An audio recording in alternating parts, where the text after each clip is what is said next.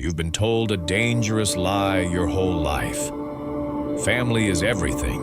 Blood is thicker than water. You have to tolerate it.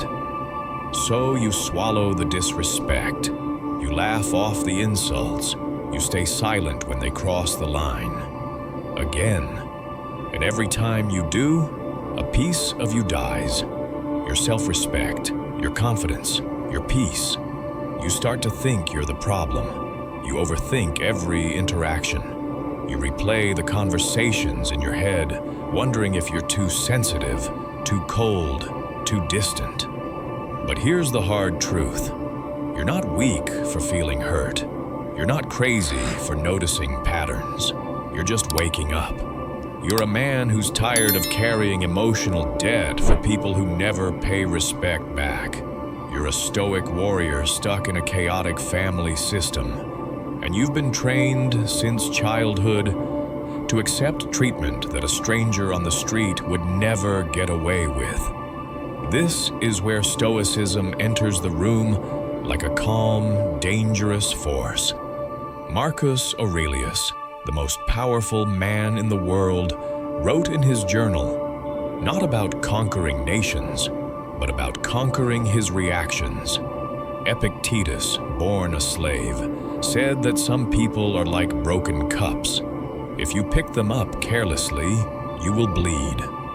They understood something you were never taught. You do not owe your soul to anyone, not to your parents, not to your siblings, not to your partner, not to anyone who repeatedly poisons your mind and calls it love. In this video, you're going to discover 6 toxic behaviors you should never tolerate, not even from family, especially not from family. You'll see them clearly, like red flags on a battlefield. You'll understand the psychology behind them, why they do what they do, why you feel what you feel. And you'll learn how a stoic man responds, not with emotional chaos, but with cold boundaries, dangerous calm, and unshakable self-respect. By the end of this video, you won't just know more. You'll see yourself differently. You're not the family doormat. You're not the emotional trash can. You are the gatekeeper of your peace. If you're already feeling that fire inside you, that quiet voice saying enough, pause for a second and back yourself. Hit like so this message reaches more men who need it. And drop this in the comments as your first line in the sand. I protect my peace, because that's what this really is. A war over your peace. You've been walking through life like a soldier without armor, wondering why every word cuts so deep. You've been explaining your pain to people who benefit from your confusion. You've been trying to be the bigger person, while they stay small and comfortable. That ends now. In the next part, we're going to step into the first brutal truth. We'll start with one of the most common toxic behaviors that hides behind jokes, tradition, and that's just how they are. You'll see how it slowly erodes your self-worth, how it keeps you doubting yourself, and how a stoic warrior responds with silence, distance, and unshakable boundaries. You're done tolerating what destroys you. You're done calling poison normal. You're about to learn how a man of discipline, dignity, and dangerous calm handles the people who think they own his mind because they share his last name. You felt it in section 1. That subtle shift inside you, the realization that this isn't just about family drama, it's about a war on your self-respect. Now we go from feeling it to naming it, because once you can name a toxic behavior, you can stop normalizing it. You stop saying, "That's just how they are," and you start saying, "That's not who I am." Let's step into the first pattern. The first one is what I call casual disrespect dressed as humor. They embarrass you in front of others. They bring up your failures at the dinner table. They mock your dreams, your appearance, your choices. Then say, "Relax, it's just a joke." That's not a joke. That's a test.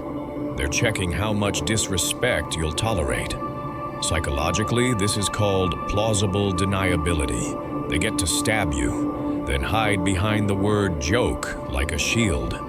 If you react, you're too sensitive. If you stay quiet, they've just lowered your standards a little more. Marcus Aurelius said, "The best revenge is not to be like your enemy." In plain language, just because they're careless with their words doesn't mean you have to be careless with your standards. A Stoic warrior doesn't beg them to stop. He doesn't write essays explaining why that joke hurt. He calmly withdraws his presence, his energy, his openness from anyone who uses humor as a weapon. You don't need a screaming confrontation. Sometimes the most powerful move is a cold, clean boundary. "That's not funny to me. Don't talk to me like that again." And if they don't adjust, you adjust your proximity. Your new identity statement here is simple. I do not laugh at my own disrespect. The second toxic behavior is weaponized guilt. This one is subtle, and it's deadly. They say things like, "After everything I've done for you, this is how you treat me." Or, "Wow, I guess your friends are more important than your family now." Or they get quiet, sulking, slamming doors, making you feel like you've committed a crime by choosing yourself for once. This isn't love. This is control. From a psychological standpoint, this is emotional blackmail. They tie your sense of being a good son, a good man, a good person, to how well you obey their unspoken rules. You grow up trained to avoid guilt instead of pursuing what's right. Epictetus said, "When someone is properly grounded in life, they shouldn't have to look outside themselves for approval." Modern translation: as long as your choices are guided by reason and values, you don't owe anyone the performance of guilt. A Stoic man listens to his conscience, not to emotional manipulation. He asks himself, is what I'm doing actually wrong, or does it just make them uncomfortable because they can't control me? If it's the second one, he stands firm. Calm voice, steady eyes, no justification marathon. You can acknowledge their feelings without surrendering your life. I hear that you're upset, but this decision is mine. I'm not going to feel guilty for living my life. Your identity statement here: I do not trade my integrity for approval. If this is hitting hard, if you're seeing patterns in your own family, make sure you're subscribed.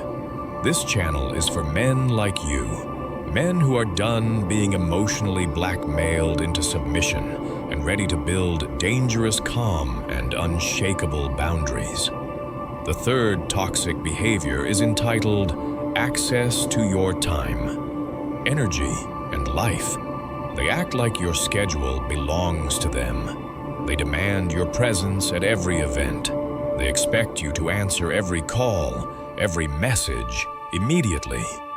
And if you don't, they accuse you of forgetting where you came from.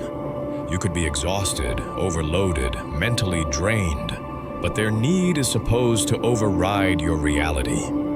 This comes from a deep sense of entitlement. Because we are family, you owe us unlimited access. But that's not love, that's ownership. Seneca wrote, "People are frugal in guarding their personal property, but as soon as it comes to squandering time, they are most wasteful of the one thing in which it is right to be stingy." You'd never let someone walk into your house and take your wallet, so why do you let them walk into your day and take your time, your focus, your mental energy without question? A Stoic warrior understands that his time is his life. Every yes is paid for with a piece of your future. So he starts answering differently. I won't be able to make it. I'm not available today. No explanations. No novel-length apology. Just a man who understands his mission and refuses to be dragged into every emotional side quest. Your identity statement. My time and energy are mine to command. These three behaviors, casual disrespect, weaponized guilt, and entitled access, often show up together, twisting you into someone you barely recognize. But we're not done. In the next part, we're going even deeper into the kind of toxicity that rewrites your reality, attacks your sanity, and punishes you for growing. Ignore it, and you stay stuck in the old role they assigned you. Face it, and you become something they can't control. Calm, focused, untouchable. You've started to see it now. Those little things that never felt right weren't random. They were patterns, weapons, the jokes that cut too deep, the guilt that kept you obedient, the constant demand on your time, as if your life belonged to them. Now we go into the darker layer, the part that doesn't just hurt your feelings. It attacks your sanity, your growth, and your sense of self. The next toxic behavior is reality twisting and gaslighting. This is when they rewrite history in front of you. You bring up something hurtful they did, and they say, "That never happened," or "You're exaggerating," or "You're crazy. Why are you making things up?" They change the story, deny conversations, shift blame. They make you question your own memory. Psychologically, this is gaslighting. It's not just lying. It's systematic pressure to get you to doubt your own perception. Once you doubt your reality, you become easy to control. You apologize when you did nothing wrong. You back down even when you know you're right. You stay silent because you're exhausted from defending what you know you saw, heard, and felt. Epictetus taught that we must guard our impressions. He said, "Don't let the force of an impression carry you away. Say to it, 'Wait for me a little.'" In other words, pause, examine, and own your perception before letting anyone rewrite it. A Stoic warrior is not reckless with his emotions, but he is also not naive with his mind. He trusts what he consistently sees.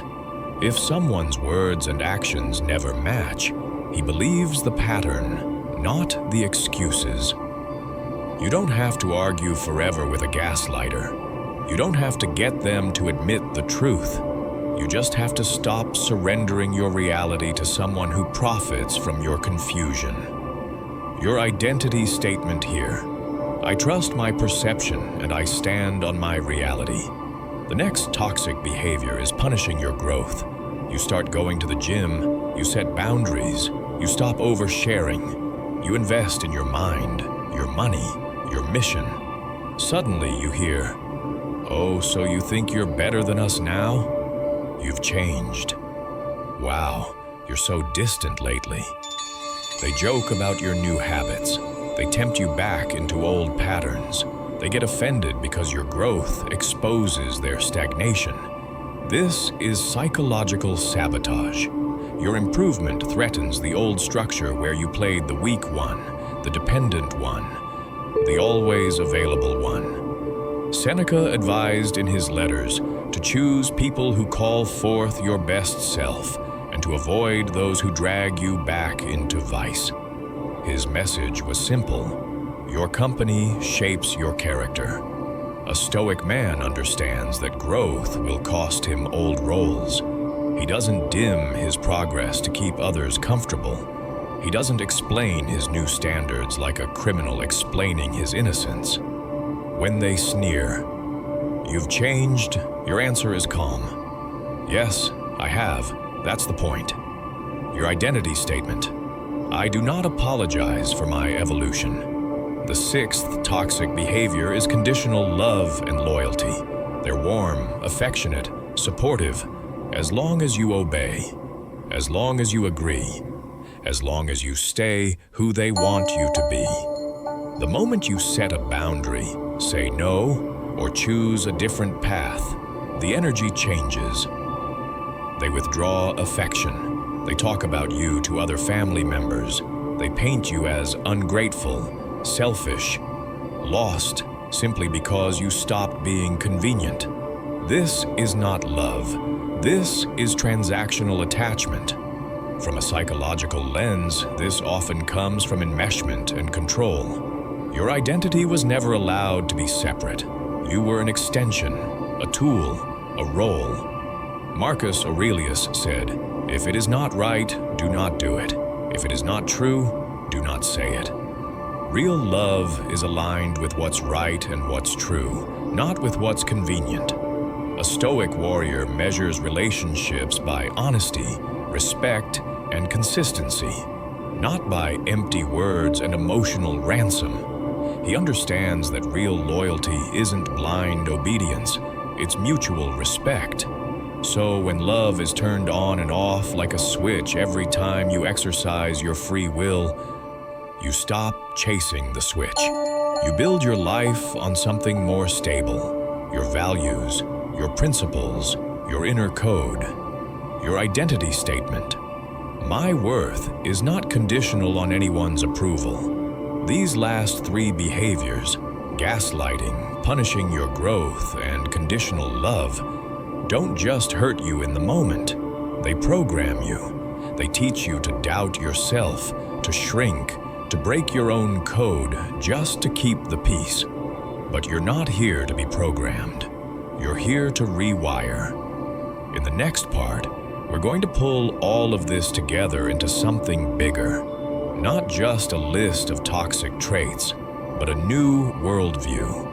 You'll see how a Stoic warrior walks through the same battlefield, but with armor on. How he turns pain into clarity, disrespect into distance, and chaos into dangerous calm.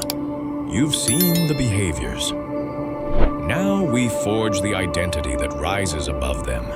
You've named the behaviors. You've seen how they twist your reality, drain your energy, punish your growth, and place conditions on love itself.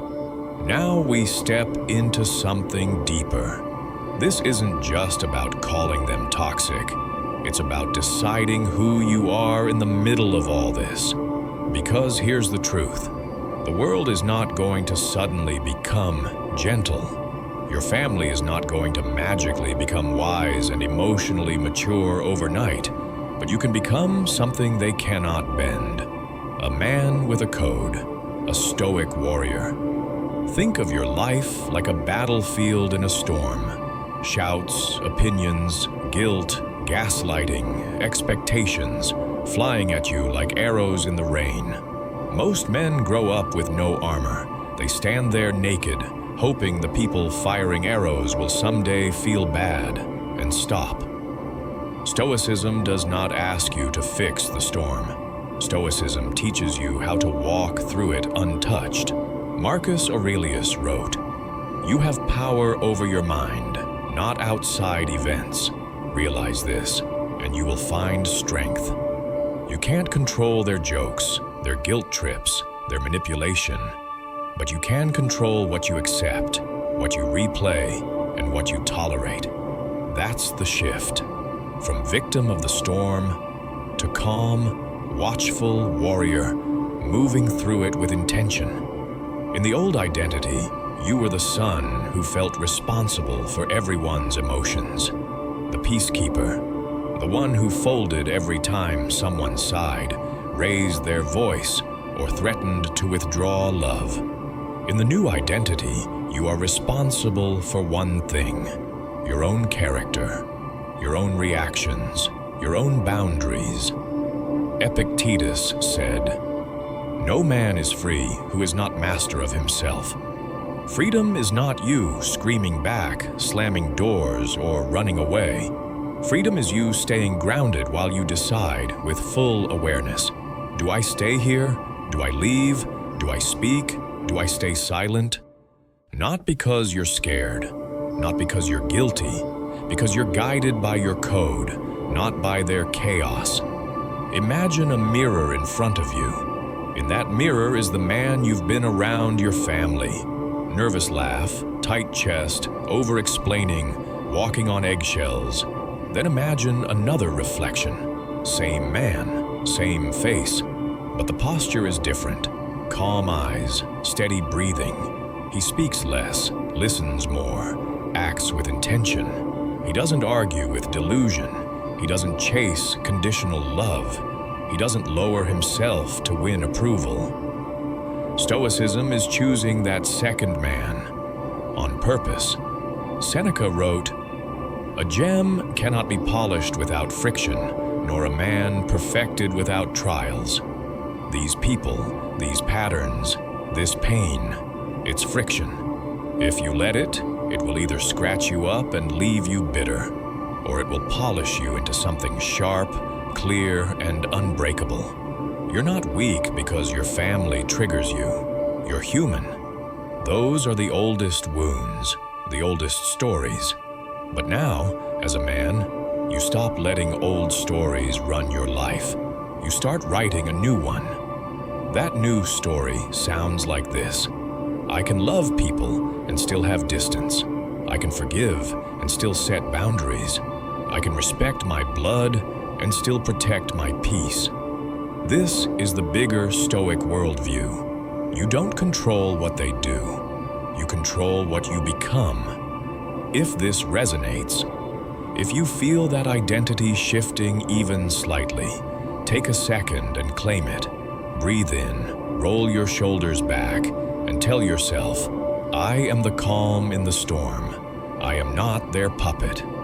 In the final part, we're going to bring everything together. You'll get clear marching orders, what to say, what to stop doing, what to start doing today to live as that stoic warrior, not the wounded boy. We'll seal this with one last stoic reminder and a simple code you can carry into every room, every call, every family gathering. You've walked through the fire. Now it's time to walk out forged. You've walked through the battlefield now. You've seen the weapons for what they are. The disrespect dressed as jokes. The guilt used like chains. The way they act like your time belongs to them. The gaslighting that twists your reality. The punishment when you grow. The love that switches off the moment you stop obeying. None of that was normal. None of that was just family. It was training. Training you to shrink. Training you to doubt yourself. Training you to believe that peace only exists when you betray yourself. But something shifted while you watched this. You stopped simply feeling the pain, and you started seeing the pattern. That's the beginning of power. Now it's time for marching orders. From this point on, you move differently. You walk into every interaction with one question in the back of your mind. Does this honor my self-respect, or does it drain it? When the jokes start, you don't nervously laugh along. You let the silence hang heavy. You say calmly, "That's not funny to me," and you remember that their reaction is their problem, not your assignment. When the guilt trips arrive, you don't grab the chains. You don't rush to over-explain your every move. You remind yourself, feeling guilty doesn't mean you did something wrong. You check your values, not their mood. When they demand your time as if you're on a leash, you remember that your time is your life. You say no without shaking. You let messages sit. You attend what aligns with your code, not with their entitlement. When they twist reality and call you crazy, you stop arguing with the fog. You document what happens. You trust patterns more than promises. You stop trying to get them to admit the truth and start living according to the truth you already see. When they mock your growth or call you arrogant for leveling up, you don't shrink back into the old version of you to make them feel safe. You train harder, you read more, you make more money, you level your body, your mind, your spirit, and let your evolution speak louder than their insecurity. When their love turns cold, the moment you say no, you feel the sting. But you also see the test. You realize it was never unconditional, and instead of chasing it, you choose something better, your own respect.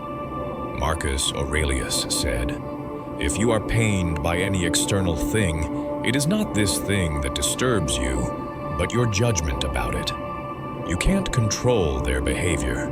You might not be able to cut everyone off overnight, but you can control how you interpret it. Instead of, "I'm unworthy," you now say, "This is who they choose to be." Instead of, "I have to fix this," you now say, "I have to protect myself." Instead of, "That's just how family is," you now say, "That's not how I live." Your judgment shifts from self-blame to clarity, and with clarity comes strength. So here's your code going forward. You do not explain your boundaries to people who benefit from you having none. You do not stay in rooms where your dignity must shrink to fit. You do not set yourself on fire to keep anyone warm, not even the people who raised you. You become the man who observes before reacting, the man who breathes before speaking, the man who is willing to walk away from any table where respect is no longer being served. Will it be easy? No. They will say you've changed. They will say you're cold, selfish, distant. But you and I both know the truth. You're not becoming colder. You're becoming clearer. You're not shutting down your heart. You're protecting it with a spine.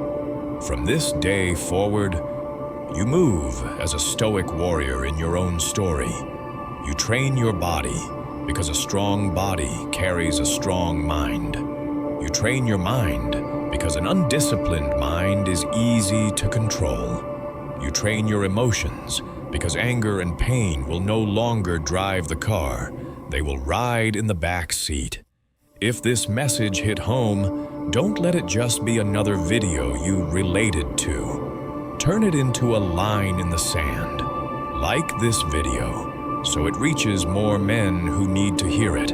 Share it with the one person you know is trapped in a toxic family dynamic and starting to wake up. And if you're ready to walk this path with other men on the same mission, subscribe and stay close. This isn't just a channel. It's a quiet army of Stoic warriors choosing self-respect over dysfunction. In the comments, claim your new identity with this final affirmation. I choose my peace over their chaos. Say it once, then live it 1,000 times. Because at the end of the day, family name or not, every person in your life is standing at a gate, and you are the gatekeeper. Let them in if they bring respect, honesty, and love. Keep them at a distance if they bring confusion, control, and poison. You are not here to be owned. You are here to walk your path with dangerous calm, clear eyes, and a spine of iron. Remember this. You don't have to tolerate toxic behavior from anyone, not even from family, especially not from family. Walk forward now, head high, heart steady, boundaries sharp. The storm is still there, but now, so are you.